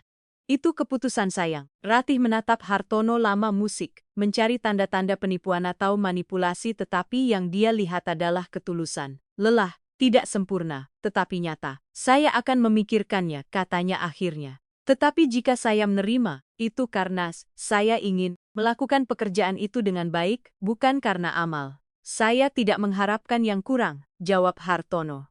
Ketika dokumen akhirnya siap, notaris menyajikannya satu persatu, transfer obligasi, pendirian perwalian pendidikan, persyaratan pekerjaan potensial Ratih, semuanya ditandatangani, disegel, disertifikasi sudah selesai.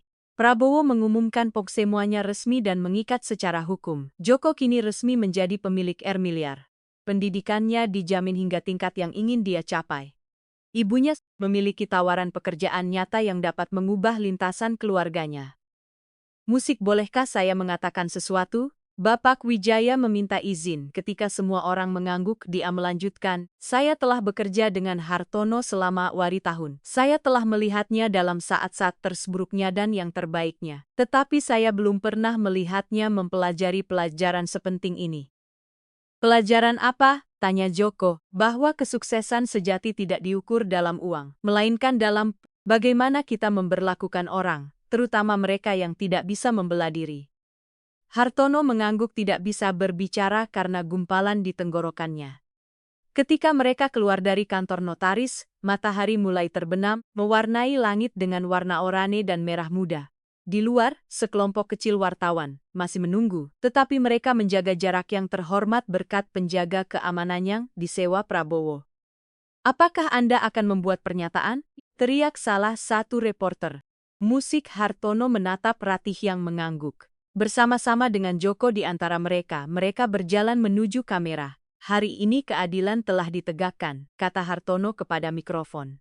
Saya menepati janji saya kepada Joko dan keluarganya. Tetapi yang lebih penting, saya belajar bahwa saya telah melupakan akar saya dan kehilangan kompas moral saya. Anak ini mengajari saya lebih banyak dalam seminggu daripada yang saya pelajari dalam 2 tahun berbisnis. Bagaimana perasaanmu, Joko? Tanya seorang reporter. Joko berpikir sejenak sebelum menjawab. Saya senang dia menepati janjinya dan saya berharap orang dewasa lain juga belajar untuk menepati janji mereka. Kamera menangkap momen itu. Seorang anak berusia 11 tahun berdiri di antara keluarganya, dan seorang pengusaha yang menyesal mengajar dunia tentang integritas. Malam itu, video rekonsiliasi menjadi lebih viral daripada video penghinaan aslinya. Tetapi kali ini komentarnya berbeda. Iman pada kemanusiaan dipulihkan. Anak, ini adalah masa depan negara kita. Hartono Jayakusuma membuktikan musik bahwa orang bisa berubah. Ratih dan Bima membesarkan anak yang luar biasa. Di rumah petak kecil mereka, keluarga Bima duduk bersama di satu-satunya meja mereka. Obligasi disimpan dalam amplop yang disembunyikan Rah di tempat paling aman yang dia tahu, di dalam kasur tempat tidurnya. Apa yang akan kita lakukan dengan semua uang itu? Tanya Pak Bima masih memproses. Pertama, membayar semua utang kita. Kata Ratih dengan praktis. Kedua, mendapatkan tempat yang lebih baik untuk ditinggali. Ketiga, memastikan Joko memiliki semua yang dia butuhkan untuk belajar. Dan setelah itu, tanya Joko. Setelah itu, hidup dengan bermartabat tanpa pernah melupakan dari mana kita berasal. Seperti yang saya janjikan kepada Bapak Hartono, tambah Joko. Persis seperti yang kamu janjikan. Di penthouse-nya, Hartono melihat lampu kota, tetapi kali ini dengan perasaan yang berbeda. Dia telah kehilangan desu miliarah. Dia hampir kehilangan perusahaannya. Dia dipermalukan secara publik, tetapi dia memenangkan sesuatu yang tidak dia ketahui dia butuhkan.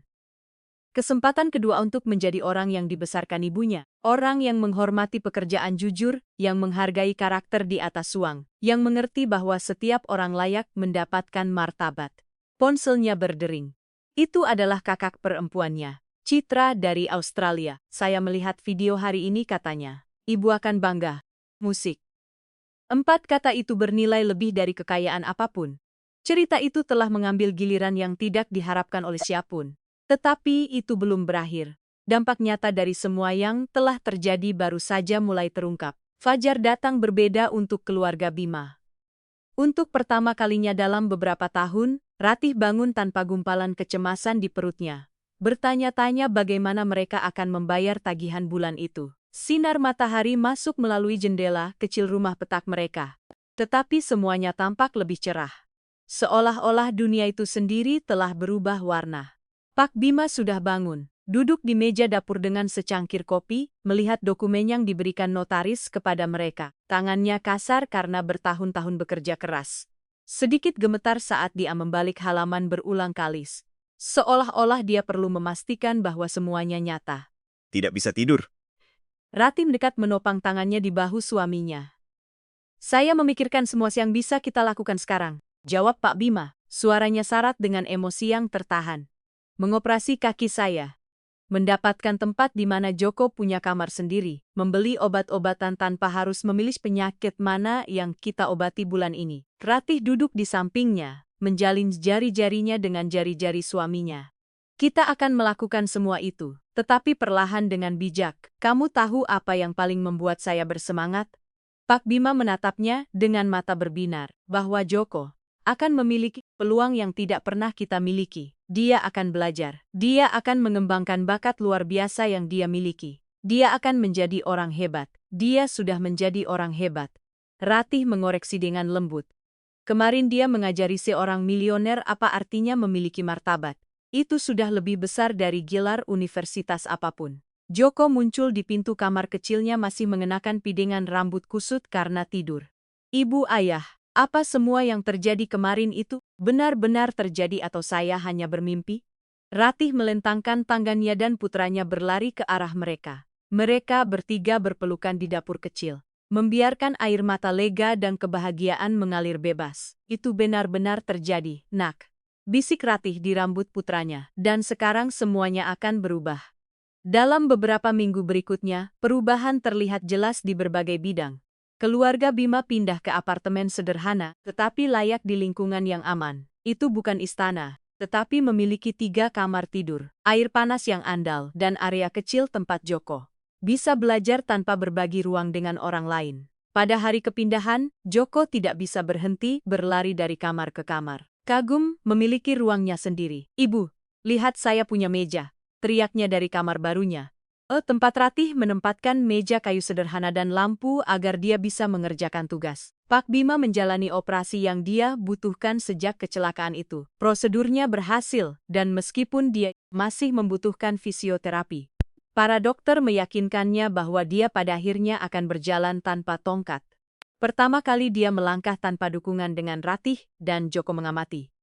Ketiganya menangis kegirangan. Ratih menerima posisi di Raja Wali Agung tetapi tidak sebelum menetapkan syarat yang jelas. Saya tidak ingin perlakuan khusus, katanya kepada Hartono dalam pertemuan formal pertama mereka. Saya ingin bekerja sungguh-sungguh, belajar sungguh-sungguh, dan mendapatkan rasa hormat dari karyawan. Saya tidak mengharapkan yang kurang, jawab Hartono. Dan kali ini senyumnya tulus. Hari pertama Ratih di posisi barunya terasa mengintimidasi. Dia datang 2 jam lebih awal, memeriksa berulang kali seragam profesional yang dia beli dengan sebagian uang itu. Setelan sederhana tetapi bermartabat, sepatu yang nyaman tetapi formal. Dewi Satya menyambutnya dengan senyum hangat. Selamat datang di tim, Ratih. Tetapi sekarang sebagai kolega, bukan sebagai staf kebersihan. Saya masih sulit mempercayainya. Ratih mengakui.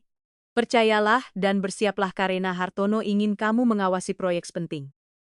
Proyek itu ternyata adalah pembuatan program kesejahteraan untuk semua karyawan tingkat dasar jam kerja yang lebih baik, perawatan medis bersubsidi, peluang pelatihan, Ratih bekerja, bersama spesialis sumber daya manusia memberikan perspektif yang tak ternilai dari orang yang telah berada di sisi lain. Kita perlu memasukkan dukungan untuk orang tua tunggal. Sarannya dalam sebuah pertemuan mengingat saat-saat dia harus memilih antara pergi bekerja atau merawat Joko ketika dia sakit. Poin yang bagus sekali kepala sumber daya manusia mencatat, apalagi yang Anda amati yang bisa kita perbaiki yang mengejutkan Ratih. Suaranya penting, ide-idenya didengar, diimplementasikan, dihargai bukan karena amal, melainkan karena mereka memiliki nilai nyata. Joko sementara itu musik mulai diprogram untuk siswa berbakat di Institut Teknologi Nasional. Hari pertama terasa membebani. Anak-anak lain dalam program itu berasal dari keluarga kaya dengan orang tua profesor universitas atau ilmuwan. Joko adalah satu-satunya yang belajar matematika tingkat lanjut sambil membantu ibunya membersihkan kantor. Saya tidak pantas berada di sini, katanya kepada Ratih malam itu dengan air mata frustrasi. Anak-anak lain berbicara tentang buku yang belum pernah saya baca, tentang tempat yang belum pernah saya kunjungi. Ratih duduk di sampingnya di tempat tidur barunya membelai rambutnya. Joko, siapa yang membuka brankas yang tidak bisa dibuka oleh eksekutif dengan gelar master? Saya, gumam anak itu. Dan siapa yang mengajari orang dewasa sombong itu tentang kerendahan hati dan martabat? Saya. Kalau begitu kamu pantas berada di sana. Musik, kamu hanya memiliki pengalaman yang berbeda, bukan lebih rendah. Pengalamanmu membuatmu unik. Pak Guru Israwan yang sekarang secara resmi mengawasi pendidikan Joko sebagai bagian dari perwalian, memperkuat pesan itu terus-menerus. Perspektifmu berharga justru karena berbeda, katanya. Kamu semelihat masalah yang tidak dilihat orang lain karena kamu telah menjalani kenyataan yang hanya mereka baca di buku. Perlahan-lahan, Joko mulai menemukan tempatnya. Ketika seorang teman sekelas mengalami kesulitan dengan aljabar, Joko menjelaskannya menggunakan contoh kehidupan nyata, bukan rumus abstrak. Ketika mereka mendiskusikan masalah sosial di kelas, Joko memberikan wawasan yang hanya bisa diberikan oleh seseorang yang pernah mengalami kemiskinan. Sungguh menarik bekerja dengannya, kata direktur program kepada Irawan selama evaluasi. Dia memiliki kecerdasan matematika yang luar biasa, tetapi juga kecerdasan emosional yang jarang kita lihat pada anak-anak seusianya. Dia harus tumbuh cepat. Irawan menjawab dengan kebanggaan yang tertahan. Kesulitan bisa menghancurkan atau menguatkan. Dalam kasus Joko, itu menguatkannya. Hartono sementara itu menghadapi transformasinya sendiri. Kris media telah menjadi peluang tak terduga untuk perubahan nyata. Setelah menepati janjinya kepada Joko, dia mulai memeriksa semua praktik perusahaannya dengan mata baru. Berapa yang kita bayarkan kepada karyawan kebersihan? Tanyanya dalam rapat eksekutif, mengejutkan semua orang dengan pertanyaan itu. Upah minimum legal? Jawab kepala sumber daya manusia. Dan menurutmu itu cukup untuk hidup dengan bermartabat?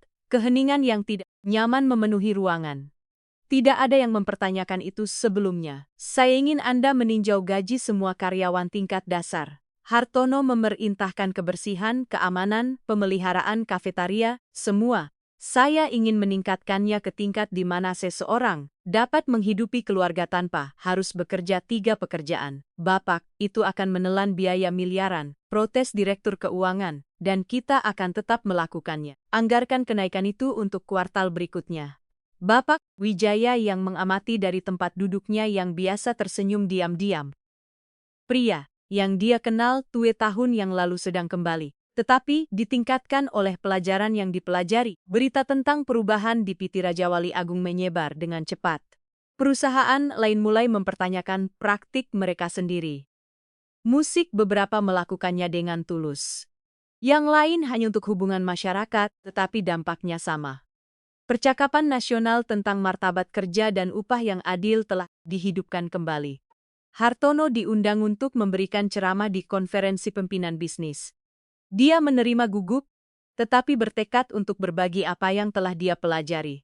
Selama 2 tahun saya membangun sebuah kerajaan. Ia memulai presentasinya di depan ratusan pengusaha.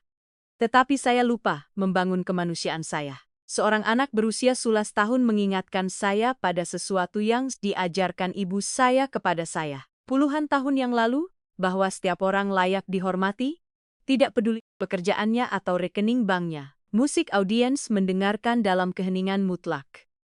Ketika saya mempermalukan Joko Bima, saya tidak hanya tidak menghormatinya. Saya tidak menghormati ibunya yang bekerja lebih keras daripada saya pernah bekerja. Saya tidak menghormati semua pekerja jujur yang menjaga perusahaan kita berjalan. Dan saya tidak menghormati diri saya sendiri, melupakan dari mana saya berasal. Suaranya sedikit tercekat. Tetapi dia melanjutkan, saya membagikan ini bukan untuk membersihkan citra saya. Tetapi karena saya percaya banyak dari kita telah melupakan pelajaran yang sama. Sangat mudah untuk melihat angka di lembar kerja dan lupa bahwa setiap angka mewakili seseorang dengan keluarga, mimpi, martabat. Setelah konferensi, beberapa pengusaha mendekat beberapa untuk mengkritiknya karena kelemahan, yang lain untuk berterima kasih karena telah mengungkapkan apa yang juga mulai mereka rasakan. Kasek saya mulai sebagai pekerja pabrik. Seorang CEO mengaku, saya membangun perusahaan ini di atas pengorbanannya, tetapi di suatu titik saya melukan itu. Ceritamu mengingatkan saya bahwa saya perlu terhubung kembali dengan nilai-nilai itu. Suatu sore, Dewi mengetuk pintu kantor Hartono dengan ekspresi serius. "Bapak, ada seseorang di sini untuk bertemu dengan Anda. Dia tidak punya janji, tetapi saya pikir Anda harus menerimanya."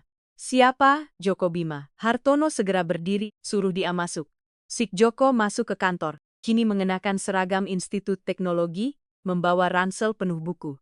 Dia tampak berbeda dari terakhir kali dia berada di sana. Lebih percaya diri, lebih bahagia. Tetapi masih dengan kerendahan hati yang mencirikannya. "Bapak Hartono," sapanya secara formal, "saya harap saya tidak mengganggu Anda." "Sama sekali tidak, Joso. Silakan duduk, mau minum sesuatu?" "Tidak. Terima kasih, saya hanya datang untuk memberikan ini kepada Bapak." Anak itu mengeluarkan sebuah map yang dia atur dengan hati-hati dari ranselnya. Di dalamnya ada proyek sekolah, analisis matematika kompleks tentang distribusi sumber daya di perusahaan.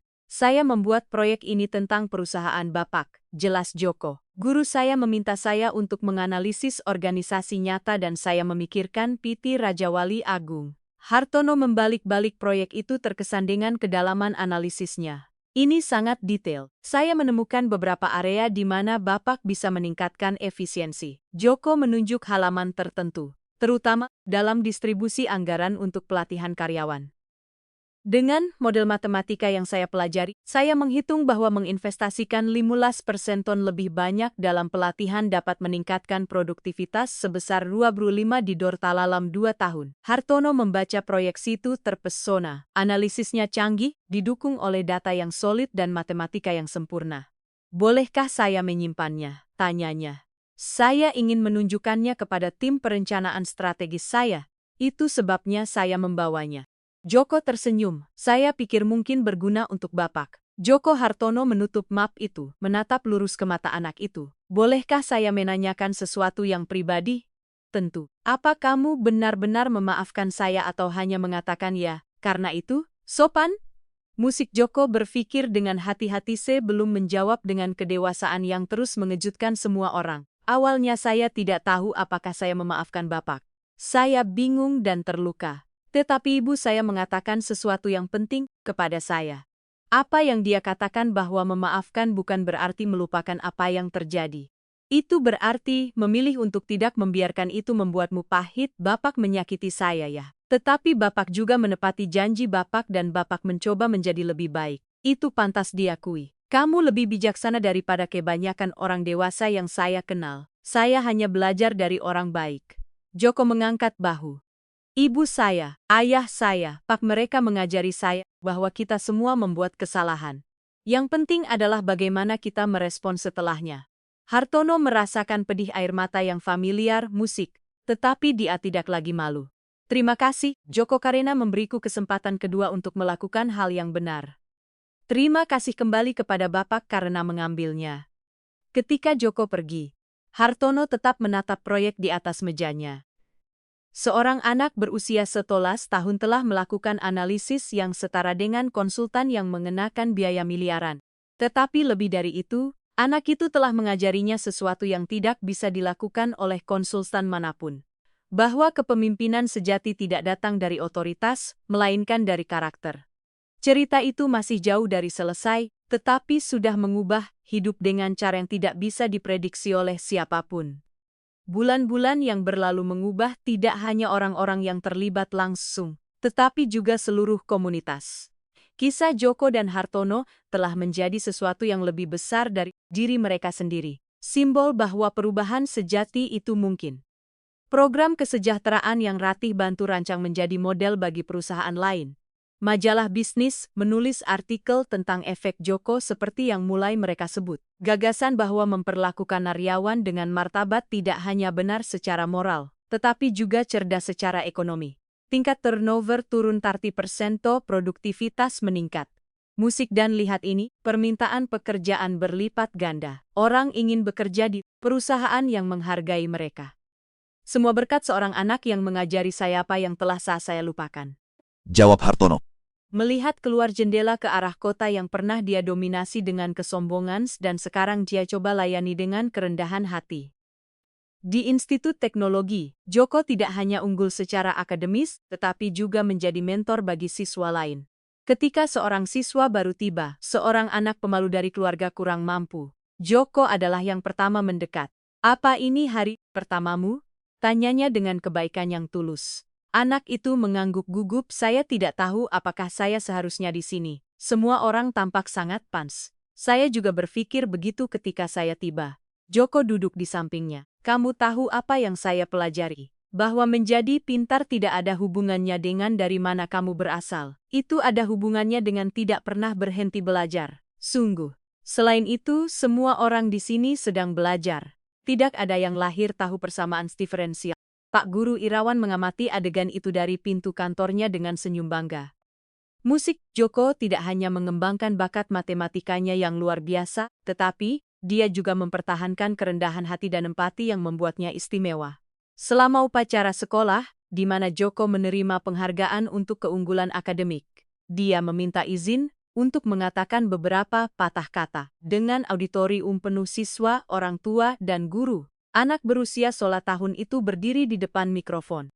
"Penghargaan ini penting bagi saya," ia memulai. Suaranya tegas meskipun gugup, tetapi bukan karena alasan yang dipikirkan semua orang. Auditorium hening. "Ini penting karena membuktikan bahwa dari mana kamu berasal tidak menentukan kemana kamu bisa pergi." Joko mencari orang tuanya di antara hadirin. Ratih berlinang air mata. Pak Bima memegang tangannya, berdiri tanpa tongkat untuk pertama kalinya dalam upacara sekolah. "Beberapa waktu lalu, ibu saya membersihkan lantai agar saya bisa makan. Ayah saya menjual tisu di lampu merah untuk membeli obat-obatan dan saya membantu mereka karena itulah yang dilakukan keluarga." Mereka saling mendukung. Beberapa orang tua di antara hadirin saling pandang, beberapa dengan ekspresi tidak nyaman mengingat prasangka mereka sendiri. "Seseorang mempermalukan saya karena itu," lanjut Joko tanpa kepahitan, hanya dengan kejujuran. "Dia membuat saya merasa kecil karena pakaian saya ditambal dan tangan saya kotor karena membersihkan. Tetapi pengalaman itu mengajari saya sesuatu yang berharga." "Apa yang dia ajarkan padamu?" tanya seorang anak dari audiens. "Melanggar protokol, tetapi mengungkapkan apa yang ingin diketahui semua orang. Dia mengajari saya bahwa martabat tidak datang dari luar, itu datang dari dalam. Ibu saya selalu memiliki martabat. Bahkan ketika dia berlutut membersihkan, ayah saya selalu memiliki martabat. Bahkan ketika orang-orang melewatinya tanpa melihatnya. Dan saya selalu memiliki nilai bahkan ketika orang lain tidak bisa melihatnya." Auditorium meledak dalam tepuk tangan. Itu bukan tepuk tangan sopan dari upacara sekolah melainkan sesuatu yang lebih dalam. Pengakuan akan kebenaran yang bergema di semua orang. Ketika Joko turun dari panggung dia dihadang oleh direktur institut. "Itu adalah pidato paling berdampak yang pernah saya dengar dalam 30 tahun pendidikan," katanya dengan mata berkaca-kaca. "Bolehkah saya membagikannya di saluran resmi kami?"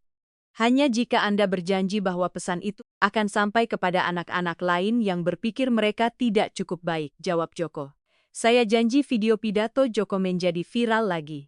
Kali ini karena alasan yang sama sekali berbeda dari yang pertama. Komentarnya sangat positif. "Anak ini berusia 1 tahun dan lebih bijaksana daripada kebanyakan orang dewasa. Ibu dan ayahnya membesarkan manusia yang luar biasa. Saya menangis ketika dia berbicara tentang martabat. Ibu saya juga membersihkan rumah. Kita butuh lebih banyak cerita seperti ini di dunia." Hartono melihat video itu di kantor Niadan untuk kesekian kalinya sejak dia mengenal Joko. Dia menangis. Musik tetapi ini adalah air mata yang berbeda. Bukan karena rasa malu atau penyesalan, melainkan karena rasa syukur yang mendalam karena memiliki kesempatan untuk belajar dari seseorang yang begitu istimewa. Dewi Satya masuk ke kantornya dan mendapati dia sedang menyeka matanya. "Anda lihat video Joko?" "Saya lihat anak itu luar biasa. Dia luar biasa dan sebagian dia luar biasa karena Anda memberinya kesempatan untuk bersinar." "Tidak," Hartono mengoreksinya. "Saya hampir menghancurkan kesempatan itu. Itu adalah ibunya, ayahnya, Pak Guru Irawan, dan terutama karakternya sendiri yang membuatnya bersinar. Saya hanya beruntung dia mengajari saya sesuatu dalam proses itu. Tapi Anda belajar dan berubah itu juga penting." Hartono berpikir sejenak. "Musik Dewi, saya ingin melakukan sesuatu yang lain." "Apa?" "Saya ingin membuat yayasan untuk anak-anak seperti Joko. Anak-anak dengan bakat luar biasa, tetapi tanpa sumber daya. Saya tidak ingin orang lain harus menunggu pengusaha sombong membuat taruhan kejam untuk mendapatkan kesempatan mereka. Dewi tersenyum lebar, itu akan luar biasa. Apa nama yang akan Anda berikan? Yayasan Martabat. Jawab Hartono. Karena itulah yang saya pelajari bahwa setiap orang layak mendapatkan kesempatan untuk mengembangkan potensi mereka dengan martabat. Pada suatu sore istimewa, Hartono mengundang keluarga Bima ke kantornya untuk rapat. Tetapi ketika mereka tiba, mereka menemukan ruang konferensi penuh orang. Bapak Wijaya Dewi, Pak Guru Irawan, karyawan perusahaan, bahkan beberapa reporter. Apa yang terjadi? Ratih bertanya dengan bingung. Saya ingin semua orang ada di sini untuk pengumuman ini. Hartono menjelaskan, karena semua orang adalah bagian dari transformasi ini. Dia menekan sebuah tombol pada remote control dan sebuah presentasi muncul di layar besar Yayasan Martabat. Terbaca judulnya. Dengan dukungan dari Pak Guru Irawan dan pengawasan dari Bapak Wijaya, kami telah menciptakan Yayasan Pendidikan. Hartono mulai menjelaskan misinya adalah untuk mengidentifikasi dan mendukung anak-anak dengan bakat luar biasa yang tidak memiliki sumber daya ekonomi dan presentasi menunjukkan rencana lengkap. Beasiswa sekolah, program bimbingan dukungan keluarga integral, tapi ada hal lain. Lanjut Hartono menatap lurus ke arah Joko. Kami membutuhkan direktur muda untuk yayasan ini. Seseorang yang mengerti apa yang dialami anak-anak ini karena dia mengalaminya sendiri. Seseorang yang bisa menjadi contoh dan mentor. Direktur muda, tanya Joko bingung. Kamu musik Joko, kami ingin kamu menjadi wajah yayasan ini. Menceritakan kisahmu, membantu mengidentifikasi anak-anak brilian lainnya.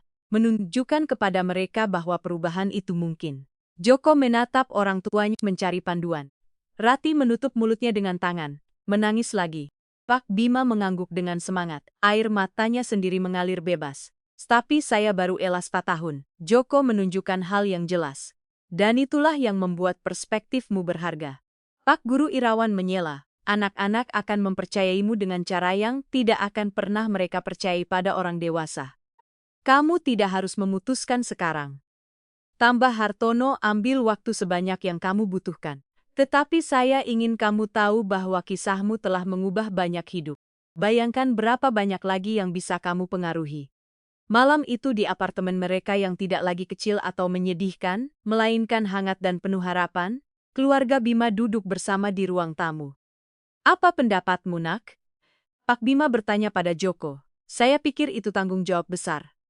Joko mengakui, tetapi saya juga memikirkan semua anak yang berada di posisi saya dulu, membersihkan dengan ibu mereka. Merasa tidak terlihat, percaya bahwa mereka tidak cukup baik. Musik dan apa yang ingin kamu katakan kepada mereka? Ratih bertanya dengan lembut bahwa mereka cukup baik, bahwa nilai mereka tidak bergantung pada pakaian atau uang mereka, bahwa kecerdasan dan bakat bisa berada di mana saja, bahkan di tempat yang tidak terpikirkan oleh orang lain untuk mencari.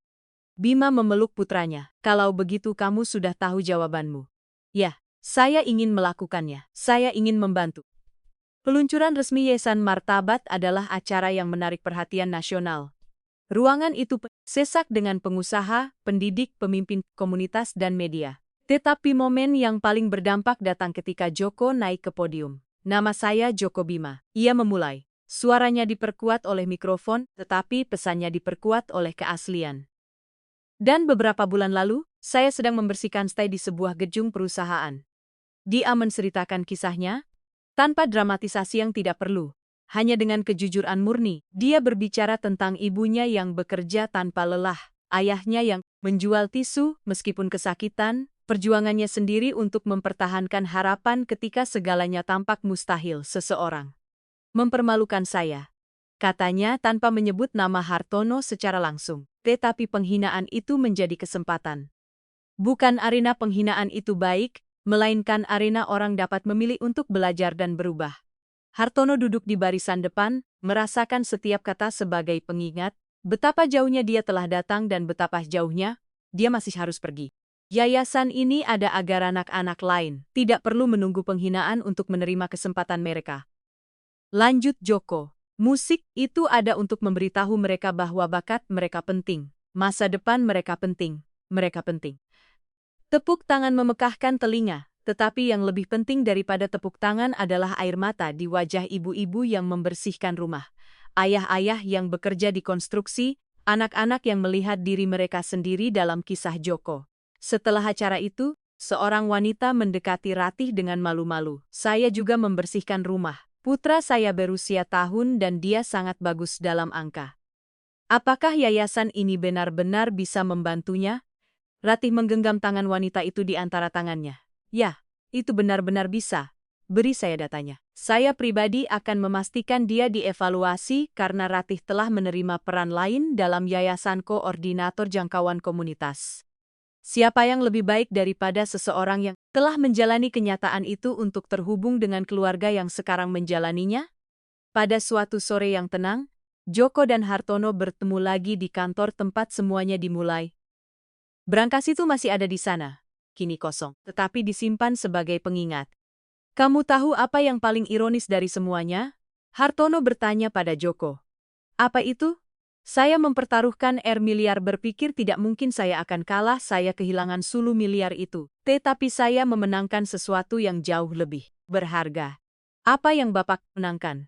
Saya mendapatkan kembali kemanusiaan saya mendapatkan rasa hormat dari karyawan saya mendapatkan tujuan dan saya mendapatkan teman yang terus-menerus mengajari saya bagaimana menjadi orang yang lebih baik. Joko tersenyum. Saya juga memenangkan hal-hal penting. Seperti apa? Saya belajar bahwa keadilan terkadang memang ada. Saya belajar bahwa orang bisa berubah jika mereka benar-benar mau dan saya belajar bahwa suara saya penting bahkan ketika saya yang paling kecil di ruangan itu. Suaramu selalu penting, Joko. Saya hanya terlalu sombong untuk mendengarkannya pada awalnya. Mereka terdiam sejenak dengan nyaman melihat keluar jendela ke arah kota yang terbentang di bawah. Bapak Hartono. Joko memecah keheningan. Ada sesuatu yang tidak pernah saya tanyakan kepada Bapak. Apa itu? Apa yang akan terjadi jika saya tidak bisa membuka brankas itu? Apa Bapak benar-benar akan mempermalukan saya lebih jauh? Hartono menghela napas dalam-dalam. Sejujurnya saya tidak tahu, pria saya saat itu mungkin akan melakukannya. Tetapi saya senang, saya tidak harus mengetahuinya. Karena dengan kalah taruhan itu, saya memenangkan kesempatan untuk menjadi seseorang yang lebih baik. Semua orang layak mendapatkan kesempatan kedua, kata Joko dengan kebijaksanaan yang menyangkal usia yang sesar tasun. Ya, dan terima kasih telah memberiku kesempatan itu. Ulang tahun pertama hari Joko membuka brankas diperingati secara khusus. Yayasan Martabat telah memberikan beasiswa penuh kepada Taimuti anak pada tahun pertamanya. 2003 perusahaan telah mengadopsi model kesejahteraan kerja PT Raja Wali Agung. Ratih telah membantu Tensita keluarga mengakses sumber daya pendidikan dan Joko musik yang sekarang berusia Naksitala tahun masih anak sama rendah hati. Tetapi dengan kepercayaan diri yang datang dari mengetahui siapa dia dan dari mana dia berasal. Pada upacara peringatan, dia diminta untuk menyampaikan kata-kata penutup. Dia naik ke podium menatap ibu dan ayahnya di antara hadirin. Hartono yang mengawasinya dengan kebanggaan kebapakan Pak Guru Irawan yang telah mendukungnya sejak awal. Setahun yang lalu, Joko memulai. Seorang pria menawarkan saya miliar jika saya bisa membuka brankas. Dia pikir dia sedang membuat lelucon yang kejam. Dia tidak tahu bahwa dia sedang membuka sesuatu yang jauh lebih penting. Dia berhenti sejenak, membiarkan kata-katanya bergema. Saya tidak hanya membuka brankas hari itu. Saya membuka percakapan tentang martabat, tentang rasa hormat, tentang nuala setiap orang tidak peduli pekerjaan atau latar belakang mereka. Dan percakapan itu mengubah hidup termasuk hidup saya. Saya belajar bahwa harta sejati tidak pernah ada dalam obligasi atas unjuk itu. Harta sejati ada dalam peluang yang sekarang saya miliki, dalam pendidikan yang saya terima, dalam mengetahui bahwa keluarga saya baik-baik saja, dalam bisa membantu anak-anak lain memiliki peluang yang sama. Joko menatap lurus ke kamera yang menyiarkan langsung musik kepada setiap anak yang melihat saya. Jika ada yang membuatmu merasa kecil karena pakaianmu, karena rumahmu, karena pekerjaan orang tuamu, saya ingin kamu mengingat sesuatu. Nilaimu tidak ditentukan oleh orang lain. Itu kamu yang tentukan dengan tindakanmu, karaktermu, hatimu. Kepada setiap orang dewasa yang melihat saya, jangan pernah meremehkan CC karena penampilan mereka. Jenius berikutnya, pemimpin berikutnya, Orang berikutnya yang mengubah dunia, mungkin sedang membersihkan kantormu, menjual tisu di jalan, atau menyajikan kopimu. Perlakukan mereka dengan martabat yang pantas mereka dapatkan. Air mata mengalir di wajah di seluruh auditorium dan akhirnya Joko mengakhiri. Suaranya tegas dan jelas. Saya ingin berterima kasih kepada orang yang tanpa sengaja memberi saya kesempatan untuk membuktikan siapa saya. Bapak Hartono, terima kasih telah menepati janji Anda. Tetapi yang lebih penting, terima kasih telah memiliki keberanian untuk berubah. Anda mengajari saya bahwa tidak pernah terlambat untuk menjadi orang yang seharusnya kita menjadi sejak awal. Auditorium berdiri dalam ovation. Hartono menangis terbuka tanpa malu saat dia bertepuk tangan untuk anak yang telah mengubah hidupnya. Ratih memeluk Pak Bima. Keduanya menangis air mata kegembiraan, kebanggaan, dan rasa syukur atas jalan mustahil yang telah membawa mereka ke momen ini. Bapak Wijaya dari tempat duduknya berpikir tentang bagaimana seorang anak berusia 19 tahun telah berbuat lebih banyak untuk mengubah budaya perusahaan daripada puluhan tahun konsultan dan seminar.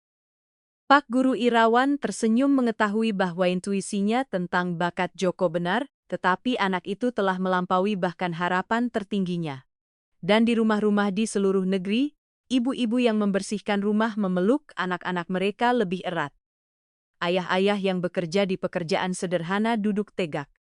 Anak-anak yang merasa tidak terlihat mulai percaya bahwa mungkin mereka juga memiliki nilai musik karena jika seorang anak berkaki telanjang dengan pakaian tambalan bisa membuka brankas yang mengalahkan eksekutif. Jika dia bisa mengajar kerendahan hati kepada seorang milioner. Jika dia bisa mengubah percakapan nasional tentang martabat dan rasa hormat, maka segalanya mungkin. Musik dan itulah kekayaan sejati yang ditemukan Joko hari itu. Bukan miliar, melainkan pemahaman bahwa suaranya penting. Kisahnya memiliki kekuatan, dan keberadaannya membuat perbedaan di dunia. Brankas itu hanyalah permulaan. Harta sejati adalah perubahan yang dihasilkannya di hati, pikiran, dan kehidupan.